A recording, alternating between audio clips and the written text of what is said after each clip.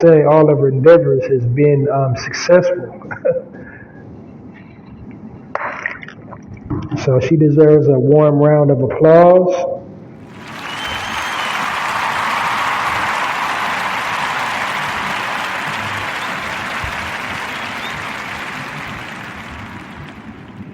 And then we definitely got to give it up for the brother Louis T. McLean. I was saying his name wrong. I don't know why it would be Clay, but my bad.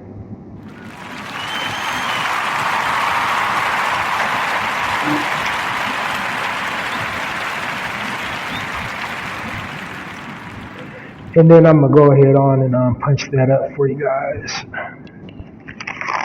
So I'll let this brother tell it in his own words, you know.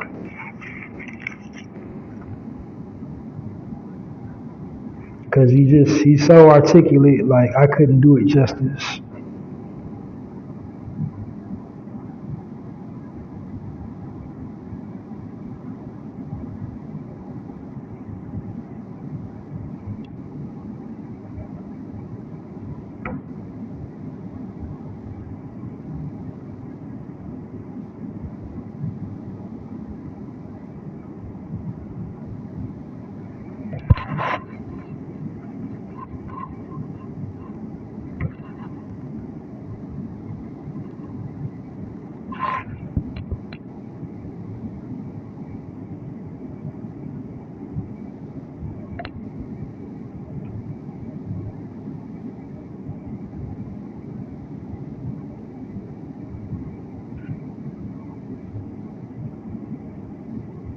It's buffering, but I have it for you in just a second.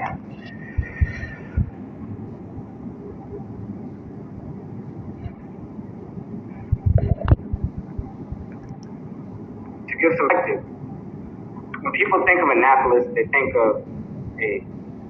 Okay, it's coming.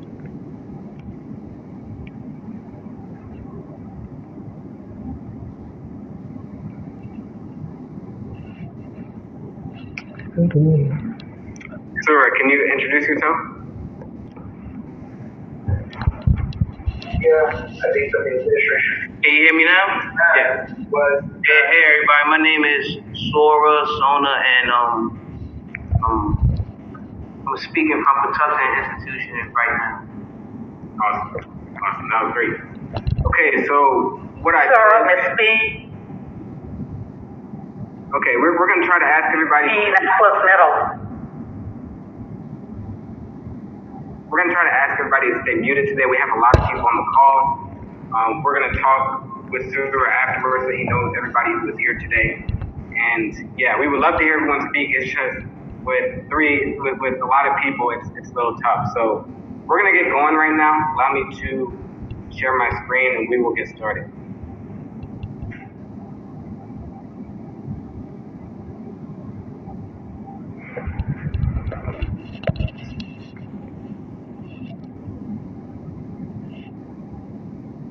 Okay. Dylan, can you tell me if you can see this? Got it. Good? Okay. Sura, can you just nod your head? I can see you. Can you see this? Good. Okay. All right. So I titled my project, or our project, Telling the Stories of the Ignored and Forgotten. And, you know, we're here today to display our project to everyone. So for today's plan, there's going to be 3 steps. First step, I'm going to lay the groundwork and review my work from the semester so people can understand what I've learned from all my research. Second, that should take about 30 minutes. Second, we're going to do a one-on-one interview with Sura. This is going to be me asking questions to Sura to help him to tell his story himself. And then the third part, we're going to do some interaction with the audience where we will allow people to ask questions to Sura and I or give their comments after everything they heard. So, how did this come about? So, this is an independent study project in Davidson's Communications Studies Department. So, I reached out to Professor Bailey, who's on this call today, to guide me through this type of project. The original idea was to do this project telling the stories of the ignored and forgotten. The reason why I thought this was important in the beginning is because I realized early on, since being at Davidson, but even in high school, that there's many people's narratives who we are quick to overlook because of their status in society. I wanted to provide a platform to start to work against that, where we can tell stories of people who have been ignored for too long. Originally, the idea was to work with 6 people throughout the semester on a 2-week basis. We would work with one person for 2 weeks, learn about their story, tell their story in an essay format. Then after those 2 weeks, go to the next person, tell their story. We had an idea of different people we wanted to work with, but early on, after talking with Dr. Bailey, I realized that it would be difficult to tell 20 plus years of somebody's life in 2 weeks for an essay format. So we looked at potential people to work with, and we decided that Surah would be an excellent candidate. Surah and I have been friends for a very long time. I know his family very well, so I had a good basis. I knew the way that Surah grew up since we grew up together. And yeah, he was the perfect candidate. We reached out to Surah, and he was thankfully willing to join us in this effort. So there's 3 main goals of this project. First, our first purpose is to help Surah to feel heard and acknowledged. Surah is somebody who you will learn he's never had the opportunity to tell his story, to be acknowledged the way that he should as a human being. From an early age, his situation has been overlooked by many, and that is part of the reason why he's in the situation he's in today. Second, the goal is to open eyes to situations like these. Surah is not the only one in this type of situation, being 22 years old, incarcerated on a 14-year sentence. There's people who haven't rougher than Surah, and he knows that because he sees them in his institution in Maryland.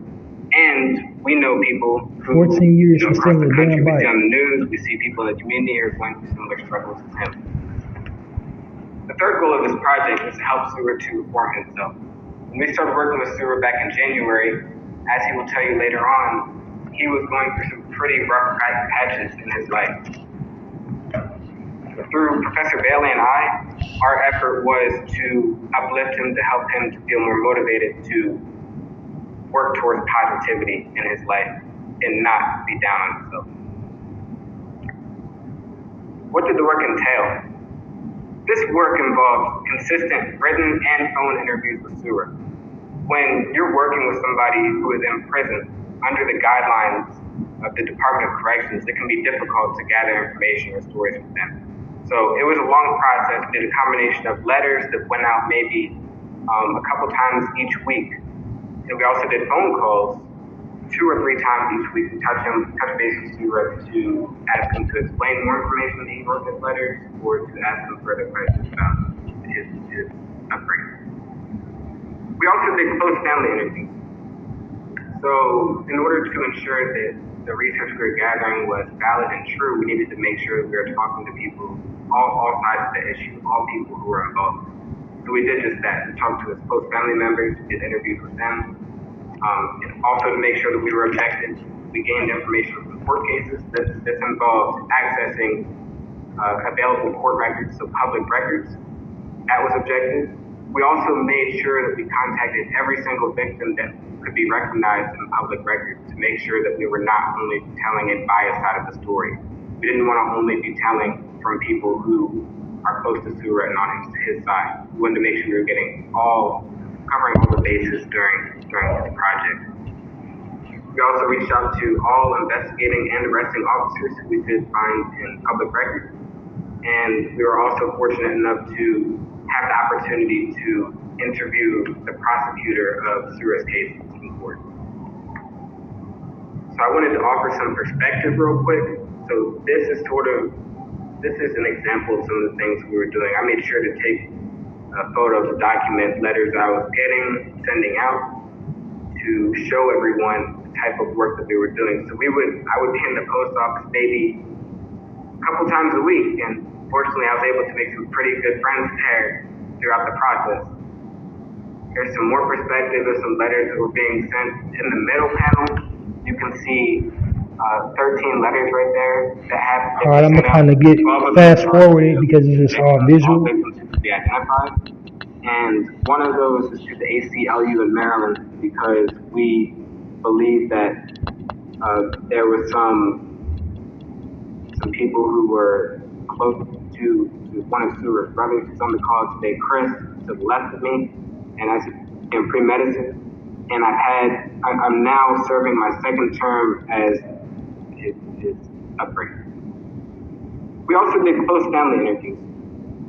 So in order to ensure that the research we were gathering was valid and true, we needed to make sure that we were talking to people, all sides of the issue, all people who were involved. So we did just that. We talked to his close family members, we did interviews with them. And also to make sure that we were objective, we gained information from court cases that's involved accessing available court records, so public records. That was objective. We also made sure that we contacted every single victim that could be recognized in public records to make sure that we were not only telling a biased side of the story. We didn't want to only be telling from people who are close to Surah and on his side. We wanted to make sure we were covering all the bases during this project.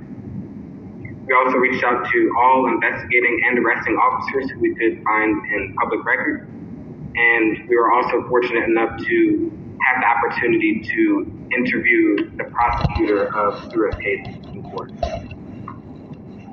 So I wanted to offer some perspective real quick.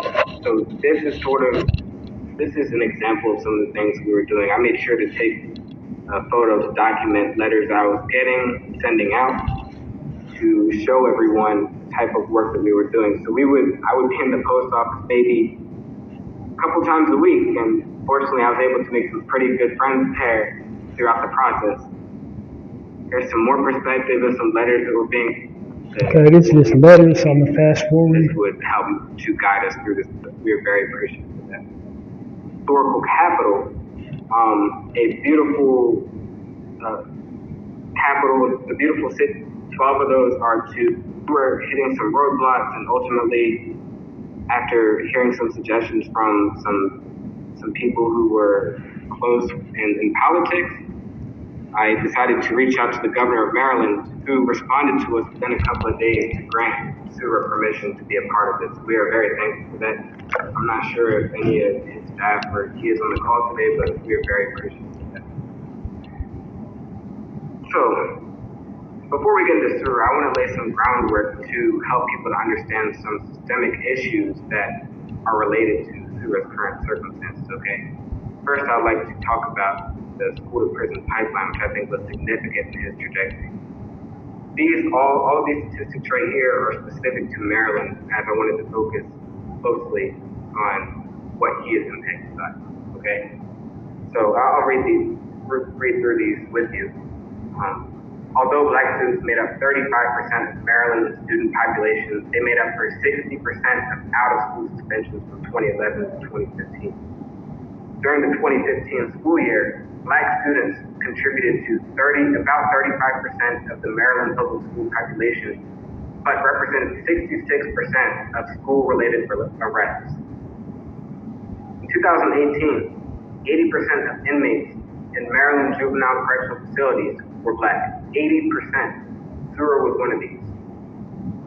Since 2008, the test scores of Black boys have been the lowest in Maryland, while their suspension rates have been consistently the highest.